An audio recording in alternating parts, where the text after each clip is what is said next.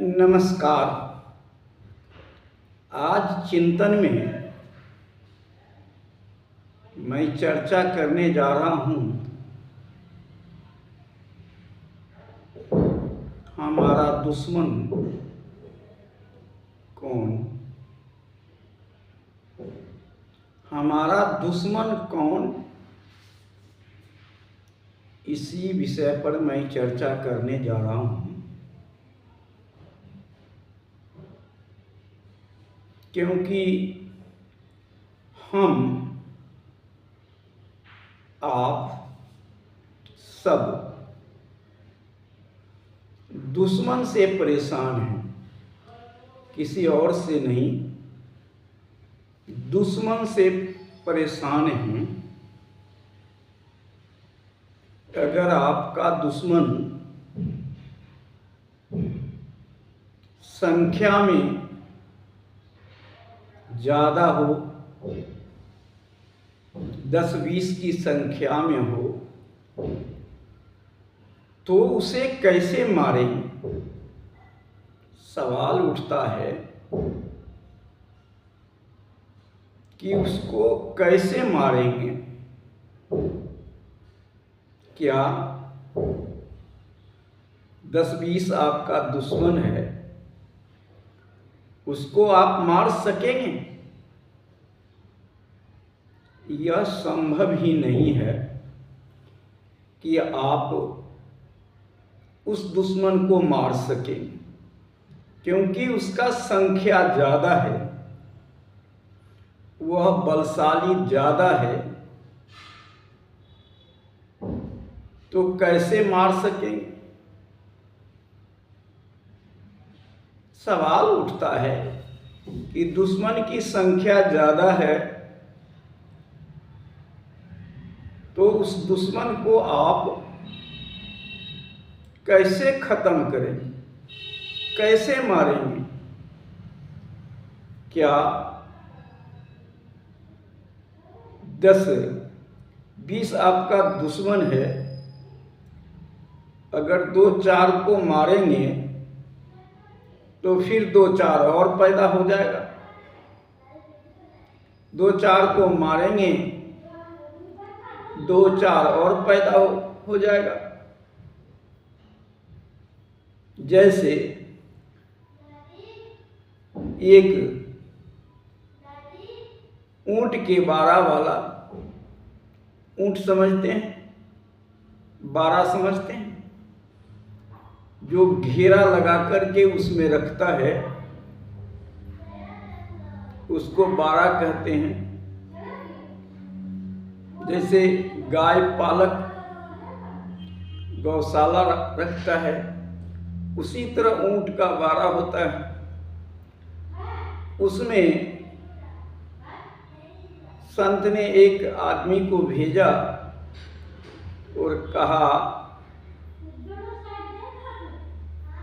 वो भी क्यों भेजा उसको बाद में बताने का कोशिश करूंगा,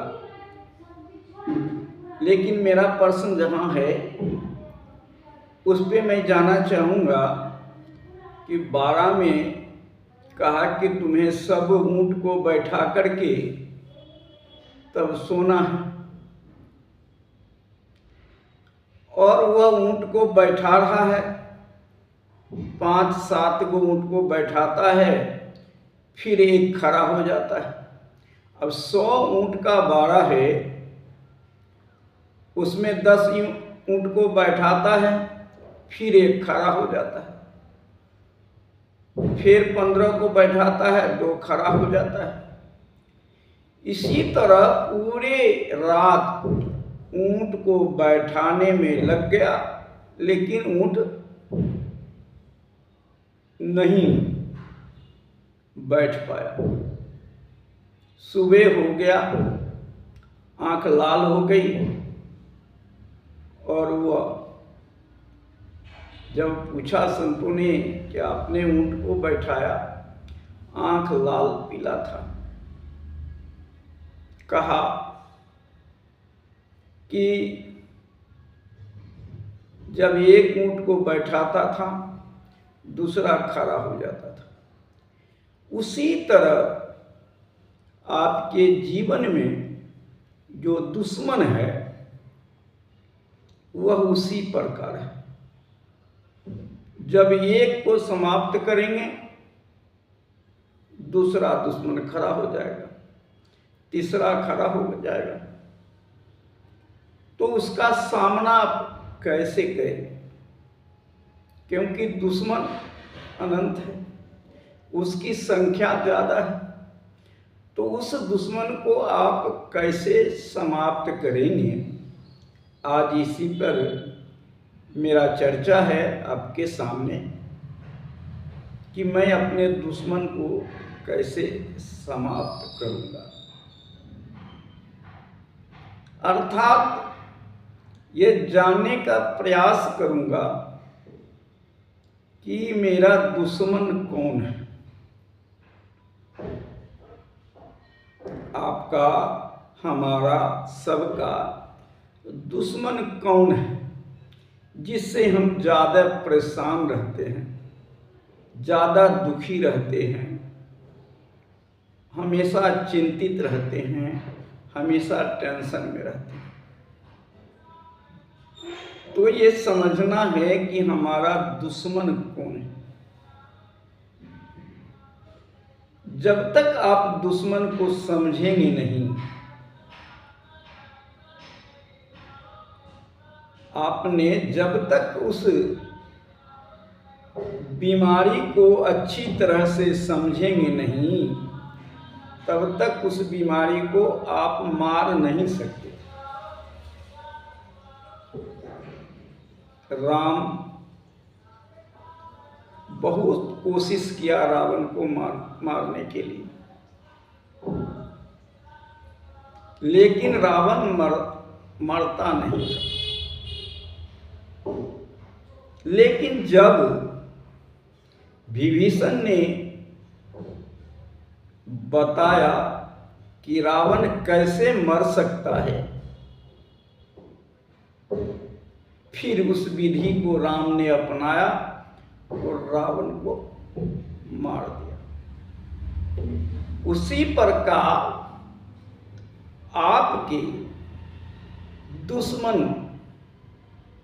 बहुत संख्या में है, और उस दुश्मन को मारने के लिए आपके कौन सा बाण है जो आप उस बाण से ये असंख्य दुश्मनों को मार सके? तो पहले आपको दुश्मन को पता लगाना पड़ेगा कि हमारा दुश्मन कौन है, और फिर उस दुश्मन को मारने की तरीका आपका खोजना पड़ेगा, जिससे आप सब परेशान है। वह दुश्मन है चिंता। चिंता, टेंशन, ये सबसे बड़ा दुश्मन है, और इसका बहुत सारे भाई बहन हैं, बहुत संख्यक में। चिंता का, टेंशन का बहुत भाई बहन है। इसे ही मारना है आपको। मेरे कहने का अर्थ है, इसकी समझना है कि इसकी भाई बहन कितना है। जो आपको चिंता है, जिससे आप दुखी हैं, सबसे बड़ा दुश्मन है। उसको समझना है। अहंकार एक है, डर, भय जिसको कहते हैं दूसरा है, तृष्णा इच्छा, आकांक्षा, लोभ, ये सब भाई बहन है।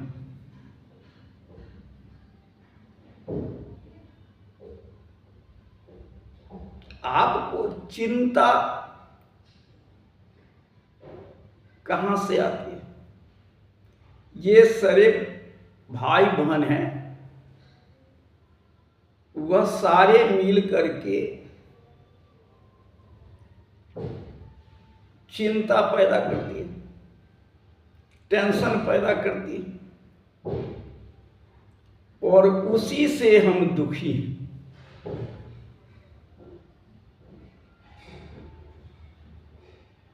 कहा जाता है लोभ पाप का कारण है, मतलब लोभ ही पाप का कारण है। तो आपको सोचना है कि हमको डर क्यों लगता है, हमको भय क्यों लगता है, हमें अहंकार क्यों आता है, हमें चिंता क्यों होती है, हमें आकांक्षा कैसे आता है, हमें लोभ कैसे आता है, कहां से आता है? तो ये बहुसंख्यक में भाई बहन हैं जिससे आप दुखी, चिंता होती है, टेंशन बढ़ती है, और सारे शारीरिक रोग आपके पास आ जाता है।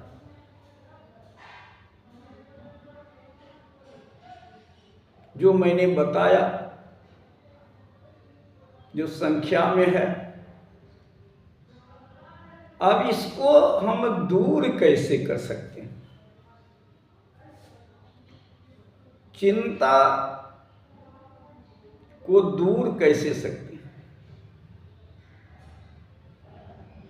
तो सबसे पहले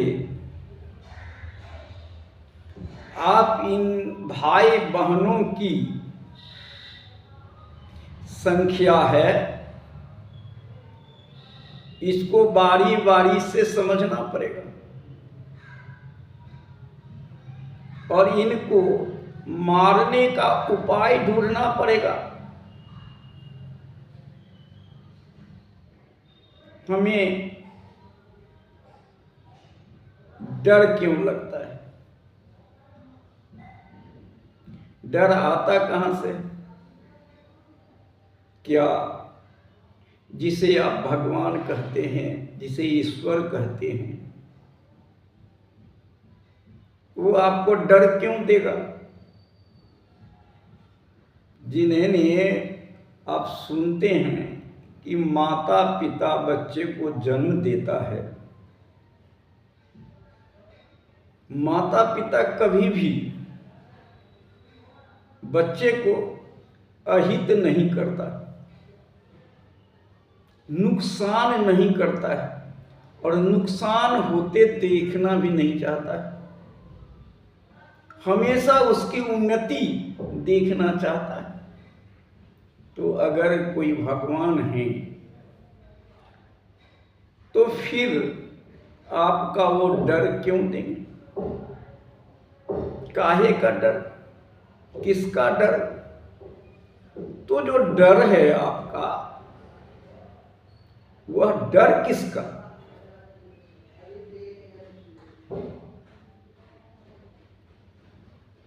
तो उस डर को आपको मारना है,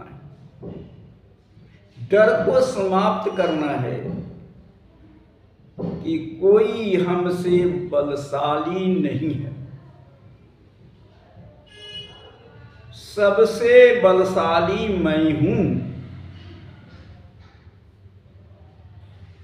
यह आपको समझना है।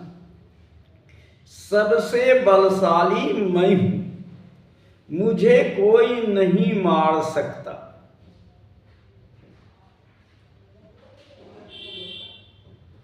आप सुनते में होंगे कि भाई समय से पहले आपको कोई नहीं मार सकता, तो फिर आप डरते क्यों? डर कहां से पैदा होता है? डर पैदा होता है अंदर से। डर पैदा होता है अंदर से, जहां से अहंकार भी पैदा होता है। अहंकार भी पैदा होता है। अहंकार किसके लिए, क्यों? अहंकार आप किसके लिए कर रहे हैं, क्यों कर रहे हैं?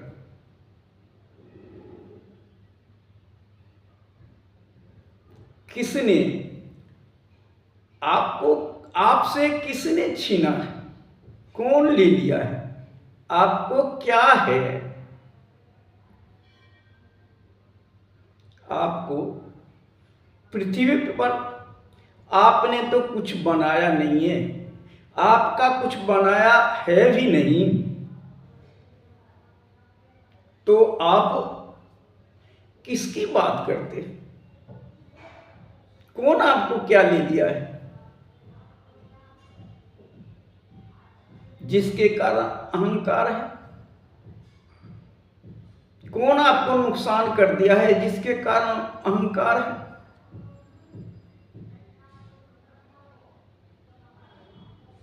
जितना आपको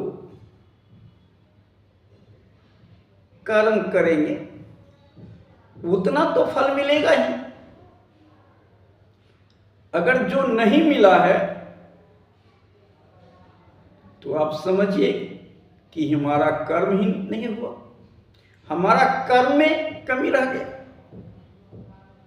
लेकिन आपको कोई नुकसान क्यों करेगा?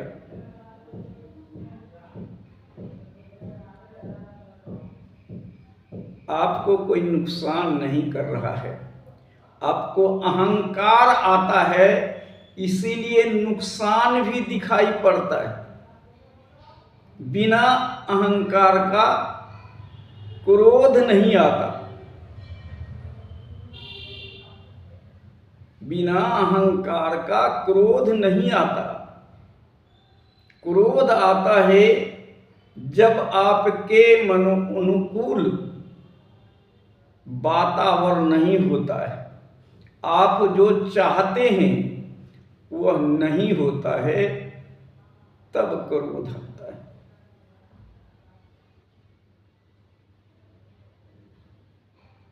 क्रोध का आप सोचते होंगे, आदमी जो सोचता है, जो चाहता है वह नहीं होता है, जो नहीं चाहता है वो होता है। इसीलिए मनुष्य दुखी है। मनुष्य दुखी है किस लिए? जो चाहता है वह नहीं होता है, जो नहीं चाहता है वो होता है। इसलिए मानव दुखी है। जो चाहेंगे वह नहीं होने वाला है, जो चाहेंगे वह नहीं होने वाला है, और जो नहीं चाहता है वही होगा। इसको कोई रोक नहीं सकता, इसको कोई नहीं रोक सकता कि आपको मन के मुताबिक सब कुछ हो जाए, यह नहीं हो सकता। रावण को भी नहीं हुआ तो आपको कैसे हो सकता?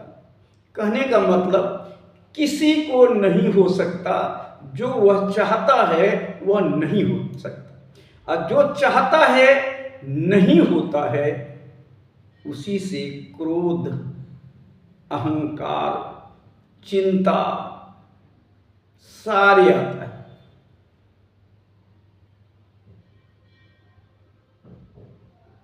तो आपको प्राकृतिक के रूप को आप बदल नहीं सकते। आप बदलना चाहते हैं, बदल नहीं सकते, क्योंकि ये सबके लिए होता आया है, होता रहेगा। सत्य है।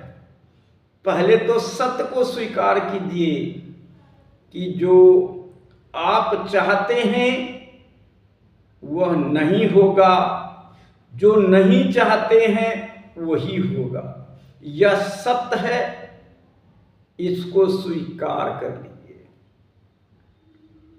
इसको जब स्वीकार कर लीजिएगा तो आपको क्रोध नहीं आएगा, लोभ नहीं आएगा, अहंकार नहीं आएगा, तृष्णा नहीं होगी, आकांक्षाएं नहीं बढ़ेगी, क्योंकि आप कर्म करेंगे। कर्म करेंगे, कर्म का फल मिलेगा। आप कर्म करेंगे, कर्म का फल मिलेगा, लेकिन कितना मिलेगा यह आपके हाथ में नहीं है। कर्म का फल आपको मिलेगा, कितना मिलेगा वह आपके हाथ में नहीं है। जैसा कर्म करेंगे फल वैसा मिलेगा, लेकिन कितना मिलेगा यह आपके हाथ में नहीं है। जो अच्छा कर्म करेगा उसे अच्छा फल मिलेगा, जो खराब काम करेगा उसका फल खराब मिलेगा, लेकिन मिलेगा जरूर, यह सत्य है। कर्म का फल मिलेगा जरूर, यह सत्य है, लेकिन कितना मिलेगा यह पता नहीं। जैसे जन्म हमें हुआ, हमें पता नहीं, कब मरना है ये हमें पता नहीं, यह सत्य है। जन्म मरण सत्य है, उसी तरह यह भी सत्य है कि कर्म का फल मिलेगा, चाहे ज्यादा मिले चाहे कम मिले, लेकिन कर्म का फल मिलेगा। तो आप सत्कर्म करते हैं, अच्छा कर्म करते हैं, मानव के हित में करते हैं, परिवार के हित के लिए करते हैं। जो अच्छा कर्म करेंगे तो उसका फल अच्छा होगा। अगर वही आप इसका उल्टा करेंगे तो उसका फल उल्टा मिलेगा। यह सत्य को कोई झुठला नहीं सकता। मंदिर में जाकर के, मस्जिद में जाकर के, गुरुद्वारा में जाकर के इसको आप खत्म नहीं कर सकते हैं। कर्म का फल को आप खत्म नहीं कर सकते, वह मिलेगा, क्योंकि यह सत्य है। तो आपको सबसे किसको देखना है? जो हमारे इच्छाएं हैं अनंत है, तो इच्छाओं को कम करना है। जो हमारा दुश्मन है, तृष्णा हमारा दुश्मन है, इसको खत्म करना। लोभ हमारा दुश्मन है, इसको खत्म करना। डर हमारा दुश्मन है। यह सब हमारा ही दुश्मन है, किसी और का दुश्मन नहीं है। ये सब आता है दूसरों से। डर किससे होता है? दूसरों से।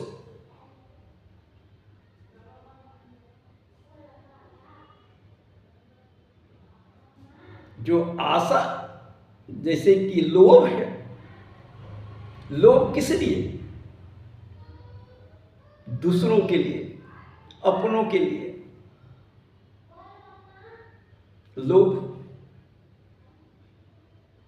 तो मृग तृष्णा कहते हैं, जिसको पूर्ति नहीं होता है लेकिन हम चाहते रहते हैं। जो कभी पूर्ति नहीं होता है वो हमारे मन में तृष्णा होती है। जो हो ही नहीं सकता वो सत्य है, नहीं हो सकता, लेकिन वो हम तृष्णा पाल रखें, इच्छा पाल रखें। तो आपके मन के ये सारे विकारे हैं जो दूसरा से आता है, मतलब दूसरे को, दुख को आप अपने सर पे लाद रहे हैं।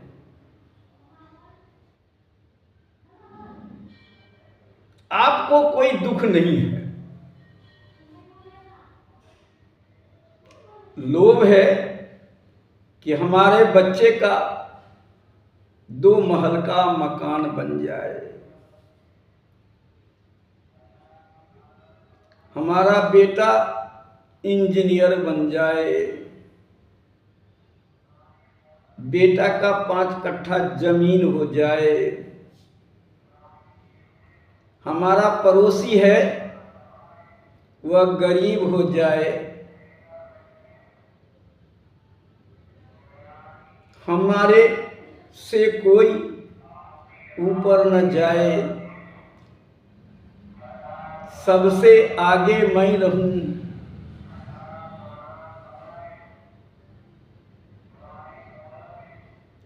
ये आप जानते हैं कि ये सब जो है वह दूसरा का, आपका दुख दूसरे को दिया हुआ दुख है, दूसरे के लिए दुख है। फिर उस दुख को आप लेते क्यों? सवाल उठता है कि उस दुख को आप लेते क्यों? वह आपको जब दुख दे रहा है, चिंता दिया और चिंता से दुख हुआ, तो दुख दे रहा है तो उस दुख को लेना या नहीं लेना वो आपकी मर्जी था। कोई सामान हमें पड़ोसी दे रहा है, अगर वह सामान हम नहीं लेंगे तो वह सामान किसके पास जाएगा? जो देने वाला है उसी के पास जाएगा। तो इसलिए हम दूसरे को दुख अपने सर पर पाले हुए, बेटा का चिंता, बहू का चिंता, खेत का चिंता, जमीन का चिंता, पड़ोस का चिंता। आदमी सबकी चिंता करता है, सबका चिंता करता है, लेकिन मनुष्य अपना चिंता नहीं करता। जिस दिन मनुष्य अपना चिंता करेगा, अपने लिए करेगा, अपने को सब कुछ समझेगा, उस दिन मनुष्य का दुख दूर हो जाएगा। ईश्वर ने किसी के साथ भेदभाव नहीं किया है। जो चीज भी बनाया है, जो चीज भी दिया है, वह सबके लिए बनाया है। किसी के साथ अन्याय नहीं किया। तो आपका क्या कर्तव्य है कि दूसरे के प्रति ईर्ष्या करें, नफरत करें, अहंकार पालें, जबकि ईश्वर ने सबको एक जैसा बनाया। तो जो हमारा दुख है, दुख का कारण वही है कि हम अपने बराबर दूसरे को नहीं समझते,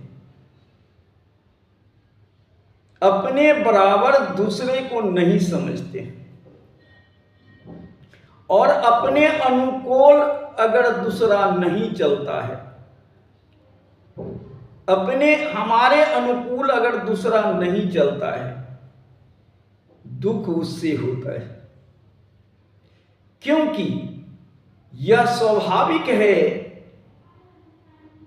ईश्वर ने बनाया है, सबको बनाया है, तो सबको दिमाग अलग अलग दिया है, सबको शरीर दिया है, सबको हाथ पांव दिया है आगे बढ़ने के लिए। ईश्वर ने किसी को दिमाग बांट के नहीं दिया, किसी को कम ज्यादा नहीं दिया, सबको एक जैसा दिया। लेकिन यह दिमाग ईश्वर ने दिया है आपको बनाने के। अब यह शरीर में सब कुछ दिया है, दिमाग भी दिया है, लेकिन दिमाग को बनाने का, परिवर्तन करने का काम आपका है। अब वो कर्म के आधार पे होगा, आप जैसा कर्म करेंगे वैसा आप आगे बढ़ेंगे। आज लोग चांद पे पहुंच गया है, आज लोग चांद पे पहुंच गया है। अगर आज से 25 साल 50 साल पहले अगर चांद पर पहुंचने की बात होती तो आप क्या कहते हैं? तो लोग इतने गति से परिवर्तन कर रहा है, परिवर्तन हो रहा है और सबके होगा, लेकिन जो सत्य है वो सत्य ही रहेगा। इसको आपको स्वीकार कर लेना है। आपको मन से, वचन से, कर्म से आपको सही करना है, अच्छा करना है। क्योंकि आंख भी गलत करती है, कान भी गलत सुनती है, और मुंह भी गलत करता है, हाथ भी गलत करता है, पांव भी गलत चलता है। मन जहां कहता है चोरी करने के लिए, पैर वहां चल देता है। तो गलत मन का भी है और पैर का भी है।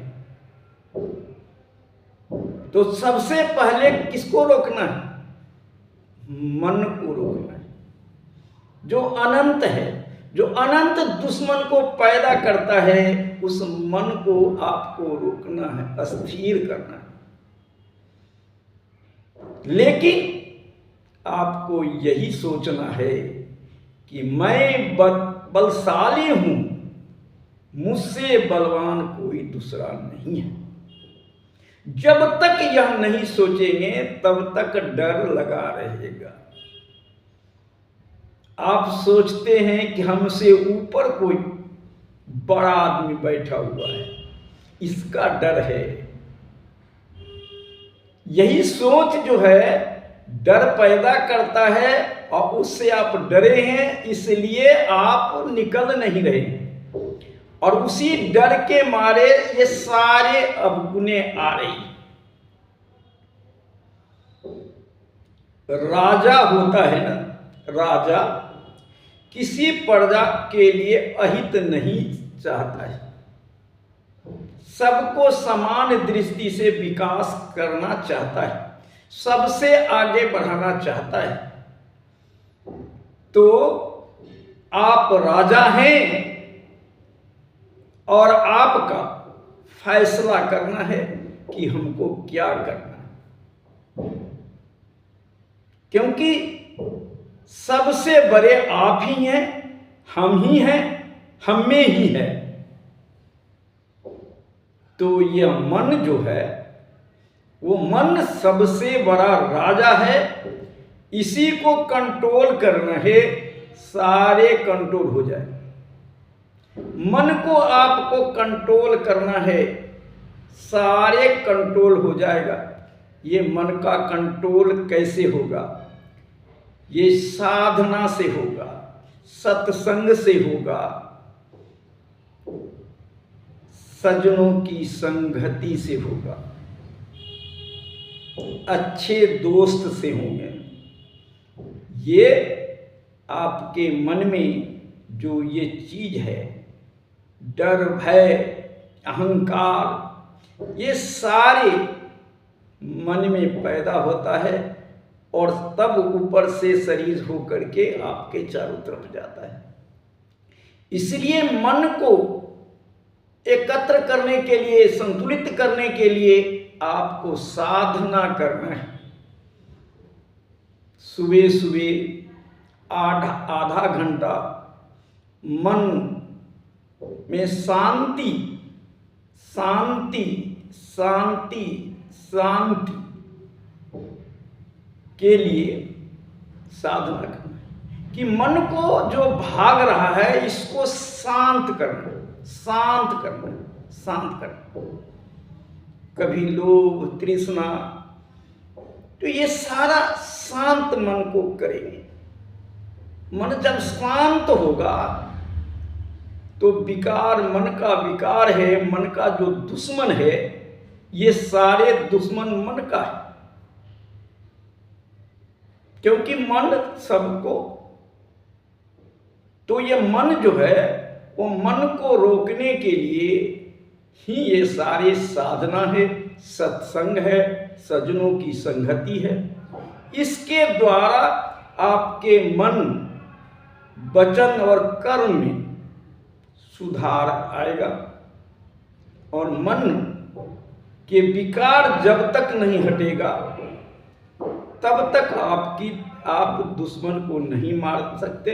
ये सारे सब दुश्मन हैं और मन को विकार खत्म करने के लिए आपको साधना, सत्संग, सज्जनों की संगति जरूर करना होगा। आज इतना ही। जय हिंद, जय भारत, नमो बुद्धाय।